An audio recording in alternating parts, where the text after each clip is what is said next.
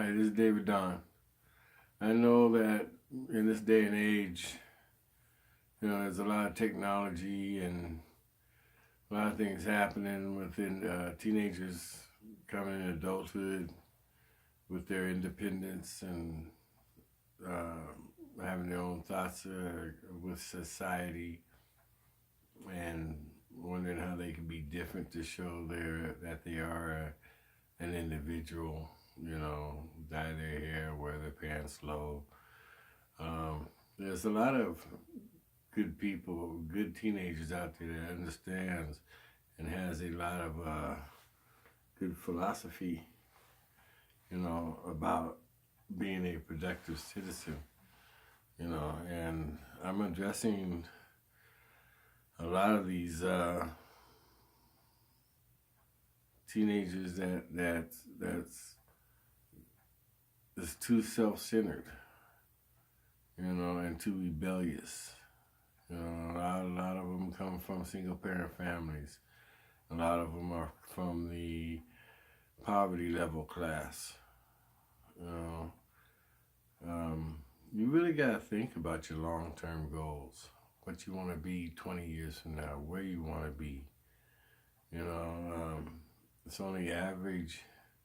It's only normal that the average individual, should want a family and everything else because that's all part of life.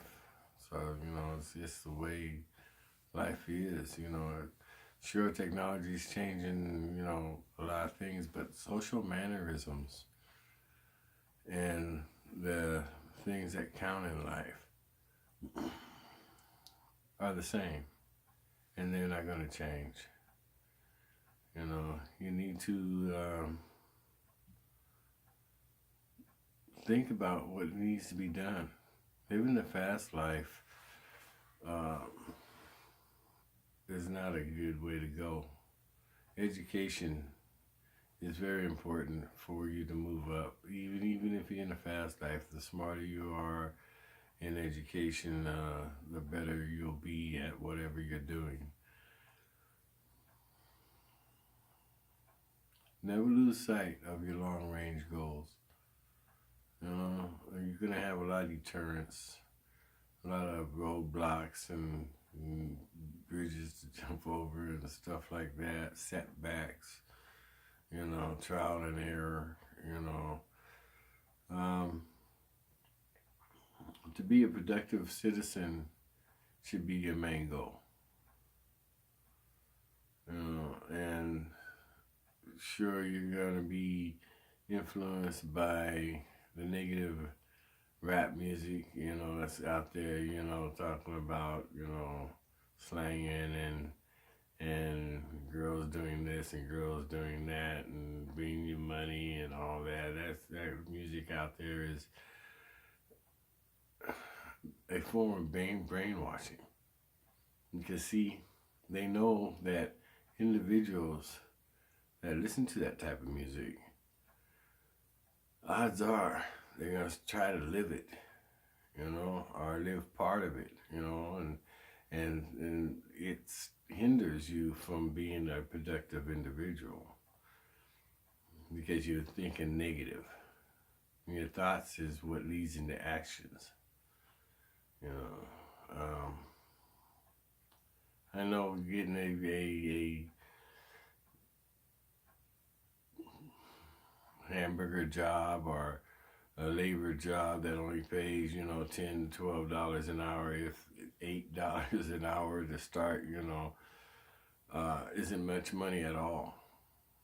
This is why it's good to stay in the family and stay with your family until you're 18, 19, maybe even 20, because you don't want to have to pay rent. You don't want to have to pay for your food and stuff. The money you make, may go for your little car, so you get to and from work. But you have that family support that will be there, and that's the way you should go, rather than being got to be on your own in your late teens. You know, if you are, join the service, join the Job Corps, Peace Corps, or whatever. So you still have a living support where you don't have to worry about rent and food and things like that. It makes a big difference. So I know your independence is really a strong issue with the teenagers now these days, and it was in my days, you know. But you got to come to the realization of what's best for you as an individual, and getting out there before, right when you graduate or before you graduate, being a dropout or whatever, this is going to cut it, because you're going to be so much wrapped up into surviving, if not just keeping something over your head so you're out of the weather, You got a place to lay your head at night, it's hard work, and the support of the family, knowing that you have a place to come home to, at the end of your day and relax for a little bit, and, means a lot, will help a lot, And whatever your family and friends tell you about yourself, they're telling you because it's what they see.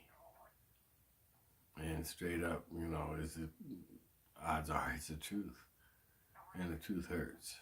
And don't let your emotions overrule you by being negative about whatever comments they have. That's all part of being an adult, is controlling your emotions. You got to be able to control your emotions in order to survive. So many individuals I've seen in the past, especially young folk, they'll go ahead and get on a job, and just because they don't like how it's ran or what people are saying back behind their backs, they don't control their emotions about it, and they fly off the handle and say, freak you, I don't have to put up with this, I'm gone. Well, you got to realize that everybody in any job, especially when you're starting out, goes through these same changes, goes through these same, scenarios, on the job, It's nothing but, you got to look at it as nothing but a stepping stone. You're there for a couple years just to make your resume look better. You got to think about your resume and building up a reputation for yourself so you can better yourself. If not, go to school, night school or whatever, in some community college to move up in management or whatever. You have to put up with it.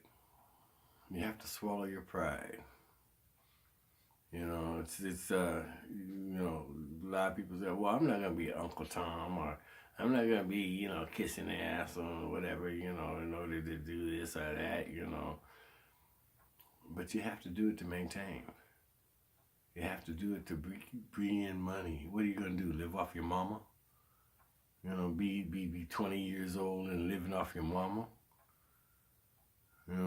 Or go back to living in the street and living the street life, slinging and all that, No. Go through the changes of putting up with stuff. Hustlers and players, in order for them to really hustle and play, it depends on the game. They play the act that needs to be played in order to get the money that they're going for. If it calls for them to be a kiss ass, they're a kiss ass. They straight up hardcore kiss ass. They'll be the Tom. They'll be the suck up. They'll be the brown nose. They'll be whatever it takes in order to convince this individual so that they can put a rip to them later on. And get their money. You know, and but yet you don't call them, you know, brown nosers or suck ups or whatever, square motherfuckers, Excuse my language. But you gotta do what you gotta do. No matter what you're doing, you gotta play the role. You got public self and you got private self. When it comes to the job or being in public, you gotta play the role. Because what you do in public also carries on over to your job. You don't know who co-workers out there, seeing you from a distance. You don't know that, you're out there taking a break from your job and who's around the corner listening to you but your boss. Or some other co-worker that's gonna, snitch on you. So when you're at work and when you're in public, show your public self. There's time to show your private self when you're at home or kicking it with the peeps or whatever. Then you can show your private self. But when it comes to the job or around the job or in school, you gotta show your public self. You gotta have respect for other people. You gotta keep your opinions to yourself. You gotta don't talk negative about other people because they're gonna turn stuff around. And next thing you know, when the story's told to say 5 individuals, each time it's told from the first one to the second one, it's changed a little bit. And the second one to the third, it's changed a little bit more. And the fourth and the fifth, by the time it gets to the fifth, you the bad guy. You're the bad guy. Especially if you're cussing and stuff about it. And man, raising your voice. You're the bad guy automatically. You gotta control your emotions. This is the way the game is played. And you gotta, I've seen so many people, young folk, that's not well-rounded. In order to be well-rounded in your life, you gotta be a leader. You can't be a follower. Because your friends are doing something, oh, I want to do that too, so I want to be that way. Even though it's poor mannerisms and stuff like that that's being shown in public. Or bad ideas or cussing. It's all cussing does is make an individual that has nothing feel big about themselves because they can cuss. I was there. I've done that. I've been there. And any opportunity that you may have or be setting yourself up for because you're cussing and not showing your public self, being conservative and controlling your emotions and stuff like that, those opportunities will not come your way. Because that's the way it is. Anybody that's around any opportunities that's going to be, even in the hustling game,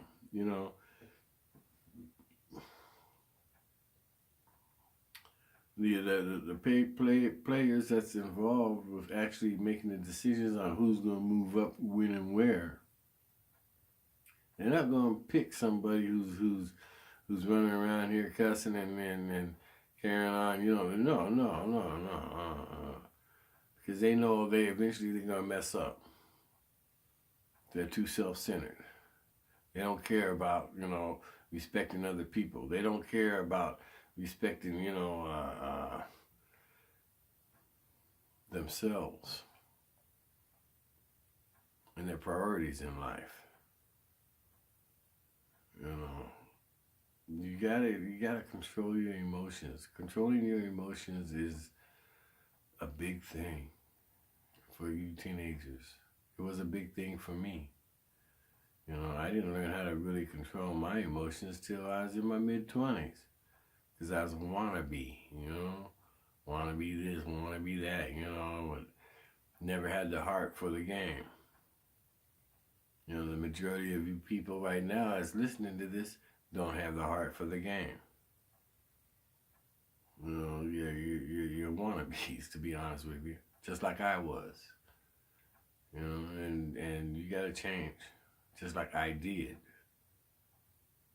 You know, I cussing out here and there. I see I had a slip not too long ago back in the video here. You know, but still,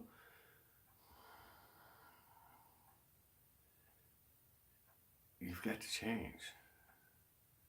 You got to change up here. It's a cultural state of mind. The culture the culture for work and school is completely different than the culture on the corner of where your neighborhood or whatever, you know, or what you hear on the radio all the time. That culture is not the same. So you got to distinguish between the two constantly. What's happening? You got to learn how to budget your money. Being home in your late teens is all about learning how to control your emotions, learning how to budget your money, learning how to be a productive citizen. And you got to do this in order to accept the opportunities that arrive. You mess around and wind up having babies because of, oh yeah, you know, these players, you know, if I get her pregnant, then I know she's going to be with me for the next 18 years, you know, because she got my baby, you know. Sometimes that backfires. And then you're paying child support, you know. Or you do get the girl, you know, and she don't charge you for child support, you know, because she's on the gameful side herself, but she expects you to bring in some money, you know. So here you are, the extra money you have, rather than sitting at home and dealing with budgeting and paying for your car and getting what little clothes you know you can get, or returning the favor for Christmas and your mother's birthday and all that, you know. You can't do it because all your little bit of extra money is going on the baby. Raising a child is so expensive. It takes your time. It takes your money. You know, it takes your energy. You know, it takes your physical being. You know, all these different aspects of you doing things as a teenager or a young adult is out the window because you got to make all these sacrifices for that baby. You know, it's babies raising babies. You know, I mean, you know, and still, and the majority of us, even me, come from single parent families. I'm third generation of single parent family. Okay, and there's a lot of people out there that's fourth and fifth generation. That's a lot of family value lost in each generation. You know, the teaching methods aren't there anymore. And when you're talking about the fifth, sixth generation, because all the parents, you know, care about is, let me get my rest. If they do have a job, you know, they come home and say, oh, you know, go watch TV, or did you do your chores? They don't help you or spend time with you, prime time with you, like what you need, and show you the love that you want. So you go out there on the street and find it, you know. And you find it with a girl, and you wind up getting her pregnant, you know, or you do find the love with your boys, and you wind up getting into dirt, you know, and your whole life changes. You get off track, you know.